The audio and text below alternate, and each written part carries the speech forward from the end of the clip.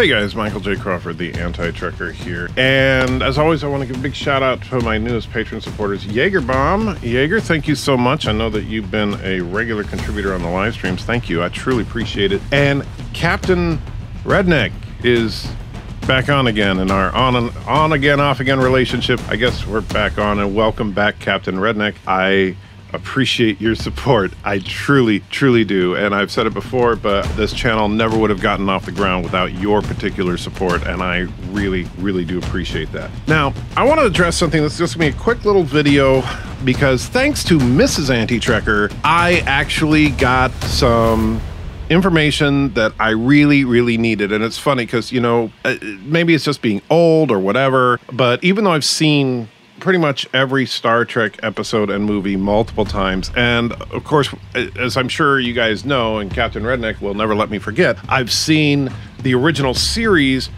every episode probably hundreds of times. And a lot of that has to do with the fact that when I was a kid, that's all there was, and that was the one franchise that even as a kid I latched onto. I mean, I watched Star Trek every single day throughout my entire childhood. And so there's only 79 episodes, so you can imagine I watched it a lot. And yet, sometimes little details, important details even, escape us.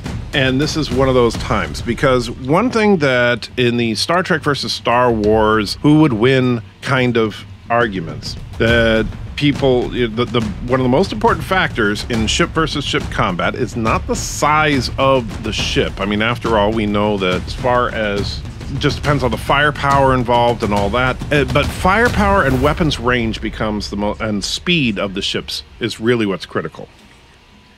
And I'm going to be addressing several key factors in the coming weeks on the potential battle between an Imperial Star Destroyer and a Constitution-class starship.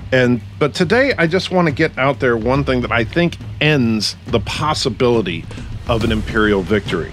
And by the way, even if you were to try and switch things up to say, well, what about the Alliance, because supposedly Mon Calamari ships are better than Star Destroyers or whatever, doesn't matter. Anything you find in the Star Wars universe is going to have a very difficult time overcoming this particular problem.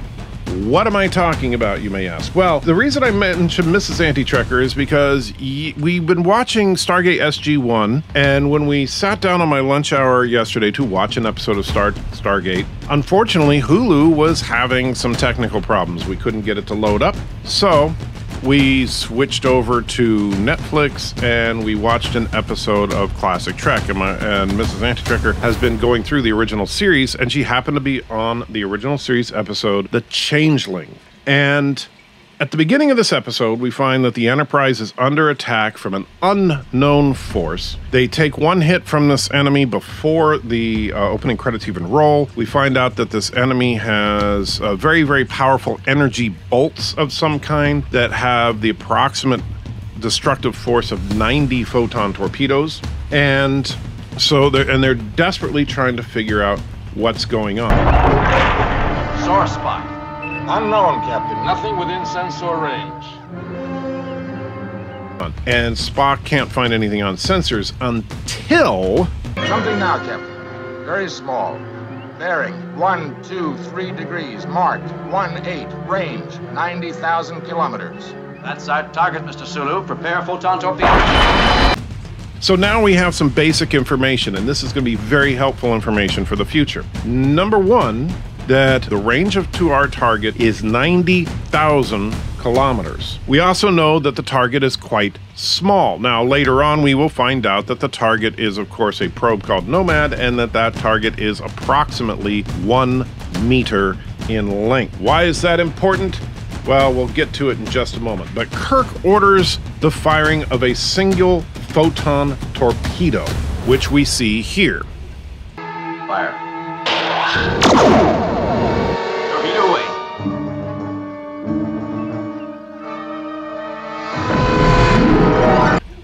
Now, just for fun, I timed it. And it took the photon torpedo 6.5 seconds to travel the 90,000 kilometers and hit its target. And That means that the approximate speed of a photon torpedo is about 14,000 kilometers per second, at least in normal space combat. We don't know, this isn't a warp battle, but that's okay. That's not important for this.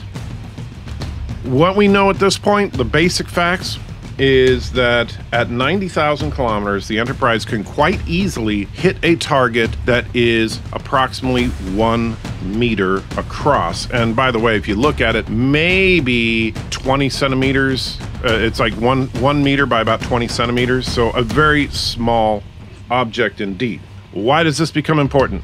Because in Star Wars, we actually have something we can compare it directly to, and that is from Episode 4, or as I prefer to call it, just Star Wars. They are going up against the Death Star, and the Death Star has a weakness, of course. That weakness being a thermal exhaust port. You're required to maneuver straight down this trench and skim the surface to this point. The target area is only 2 meters wide. It's a small thermal exhaust port right below the main port. The shaft is ray shielded, so you'll have to use proton torpedoes. That's impossible, even for a computer. But it's not impossible. I used to bullseye womp rats in my T-16 back home. They're not much bigger than 2 meters. So, we know that at least in general, now Luke is of course not only gifted by the Force, but a very skilled pilot, but Luke is at the top end of the curve and he can hit a target that is 2 meters across. Well, not much bigger than 2 meters, he says. And we also know that the X-Wings have to get very, very close to their target in order to hit it, which means that not only is the range severely limited on the Star Wars side, which of course we can demonstrate thanks to films like The Last Jedi. The main cruiser is still keeping beyond range, but their medical frigate is out of fuel, and its shields are down. The beginning of their end. Destroy it. The rest of our crew has been evacuated and heading your way. It's been an honor, Admiral.